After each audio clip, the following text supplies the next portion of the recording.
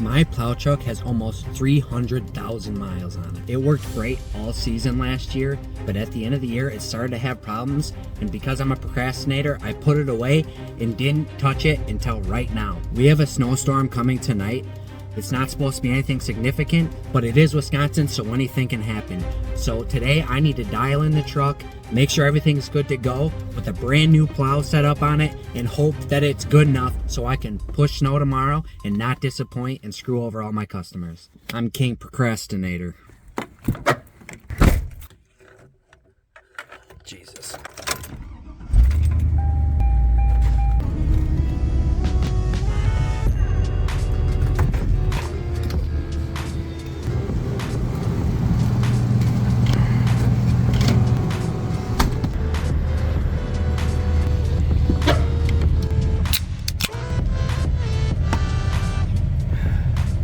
Now we're ready for the day. Howdy, whores. I know you guys seen some of my previous videos. My crusty ass plow truck. I bought it last year, rust-free from Texas. One winter in Wisconsin. Dicked. Just kidding. But I do have a plow truck. I do have a plow route. I do it for myself, and there's snow in the forecast for tonight. Now, it's not going to be anything that's going to stick or accumulate. It's not going to be a plowable event. But it's my first sign that I need to get cracking and get all my snow equipment dialed in and ready to go for when that time does come. So today we're running around doing a bunch of prepping for snow removal, taking you along with me, doing a little vlog style today. This isn't normally what I do, but I figure I'd give it a shot. So here we go, boys.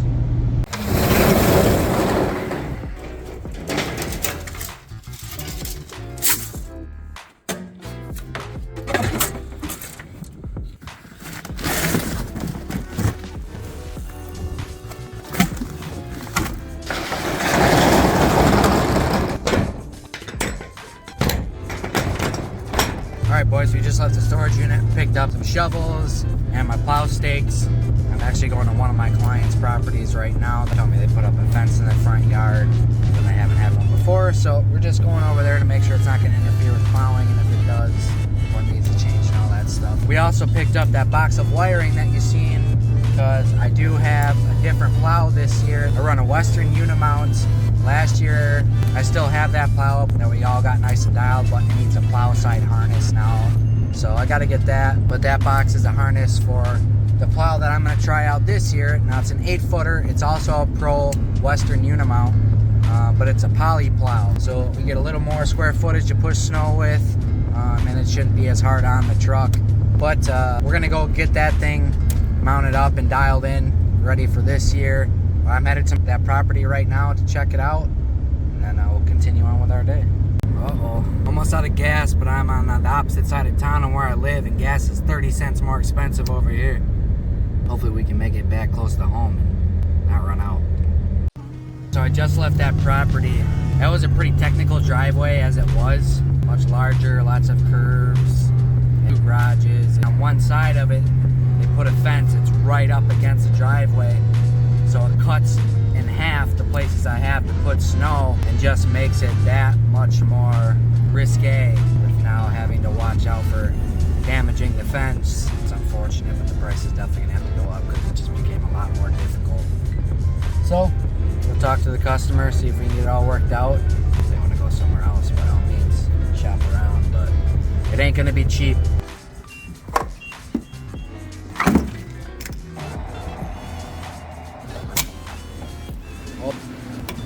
Shake it more than twice, you're playing with it.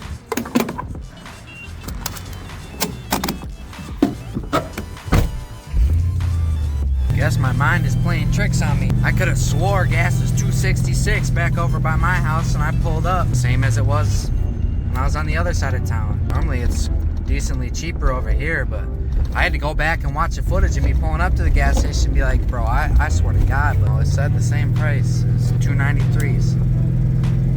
Losing it. It must be my Alzheimer's or something. RIP. Now this is a 7.5-footer steel plow that we were using last year. Went through it. It's got fresh fluid. New cutting edge last year. Nice and meaty, but it's got some rust holes. She's crusty. She's used. It's probably older than me. Here's our poly plow. This one It's got a little bit of edge left on it, but it's got some uneven wear. The frame mount's real close to the ground, so I'll probably need a new cutting edge here pretty quick. We got some goodies and replacement parts from Fleet Farm. I grabbed those the other day. Got some new whips. These ones are super sketch and short. The poly plow actually came off of a flip truck that I flipped this past spring. So it was out of season. No one was gonna bite on the plow. So I kept it because I know mine is a little wore out and started to have problems on literally the last driveway of the year. That's when I discovered the electrical problems on the plow side harness. So I kept this one. We're gonna freshen this one up a little bit.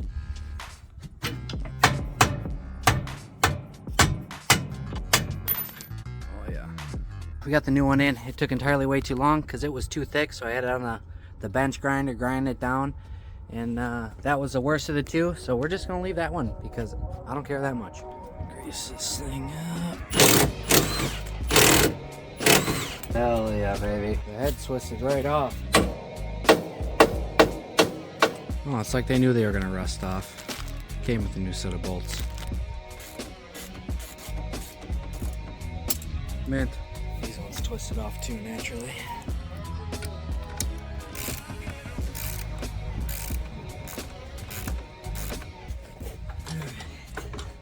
I'm jacking up on the lower control arm here. I replaced the front end on this thing last year, but I ain't gonna plow off the front of it.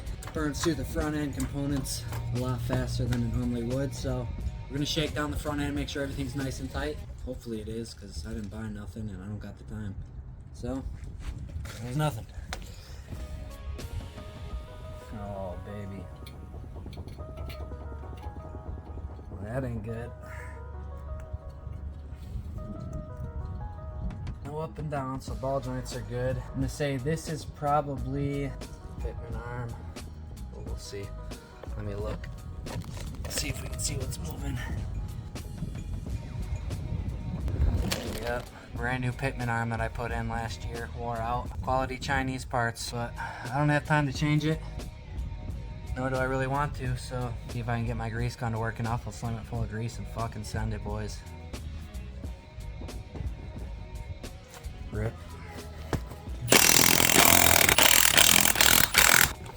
Come on. Shit.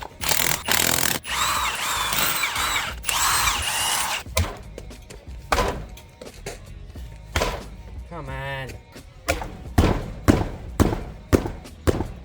Unbelievable.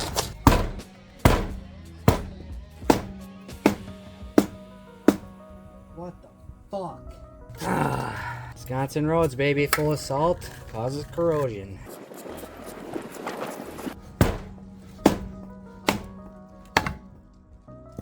Jesus. Look at this corrosion. It's been a while since I had these wheels off, I guess. It's only been a year. These pads are pretty fresh in here. They're nice and meaty, but they pad slapped it. So the back side, I don't know if you can see on the camera, the rotor is just annihilated. So you can just feel it's doesn't have the stopping power it should. So put new shit on it. I ain't trying to crash into nobody's garage door.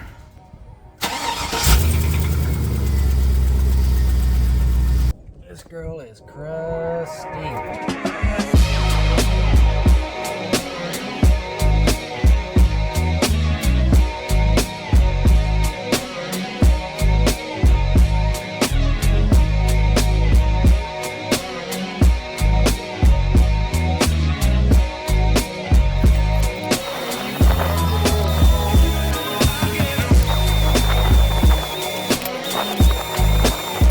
Boys, where the hardware clips on, make sure to always grind that down, hit it with the wire wheel, and throw some grease on underneath the hardware as well. It's all scaly. It wasn't done in the past, but it's all scaly and bubbly and rusty and flaky and all that shit. You grease it underneath the hardware. It'll help prevent that, so that won't happen. But you know, like steel, when it starts to rust and it flakes, it swells and then it pinches the brake pad in the bracket, and then your pad seize up and you burn through your pads, warp a rotor, you just have issues. So just a little tip. Also very crucial when you're reassembling your brakes, these are the slide pins. Make sure you clean them up, wire wheel any rust that might be on there, and re-grease them. Every time you crack open a caliper, everything gets greased. Good rule of thumb.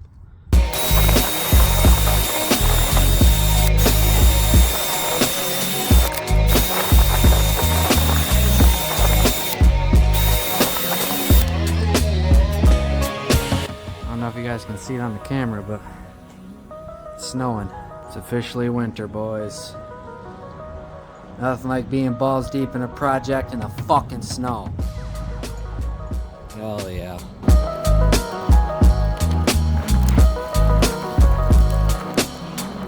Pistons are a little crunchier than I'd like, but it is what it is.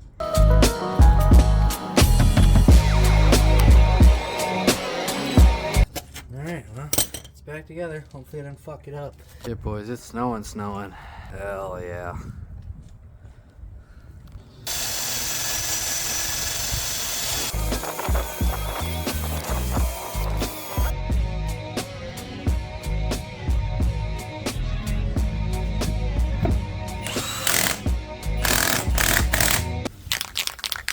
We got a couple minutes left of daylight, so we're gonna rebuild the chassis right now. Oh, of course, it's snowing hard.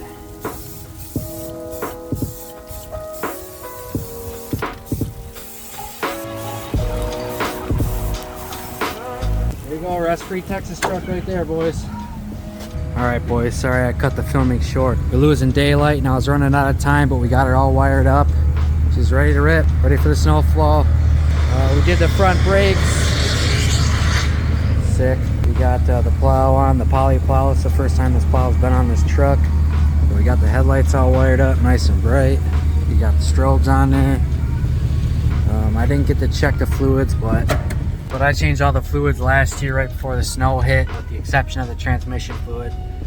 Changed transmission fluid midsummer this year, but I want to clean it out again. These things take 14 quarts completely empty with the converter, with just a drain and fill. It only takes like 6 or 7 quarts or something like that. So I think I'm going to do it one more time with an additive, trying for every mile we can out of this thing. She's dialed it. I don't think we're going to have to go out tomorrow, but in case we do, the truck is ready enough. I don't know if you can tell, there you go, I got to hit it in the light, but it is flurrying just a little bit. I don't think anything's going to accumulate, but just in case it does, you want to be ready. So you might not believe me, but Wisconsin strikes again, and we got way more snow than expected, so we did have to go out. But it did switch to rain halfway through the storm. In my area, we got like 4 to 5 inches. Not all of it accumulated. First couple inches didn't stick at all, but it was coming down so fast. It started to build up. We did go out, we did scrape a couple properties. Sorry I didn't get any filming of the truck actually pushing snow yesterday. It was a mad scramble. We were not expecting to go out. I had my kids with me. I had to load my kids up in the truck, and they went out working with me.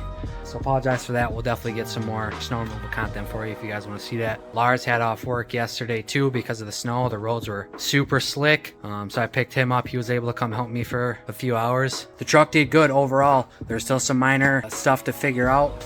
The pivot bolt on the plow, there's supposed to be like a sleeve in there, so there's a lot of slop. Focus.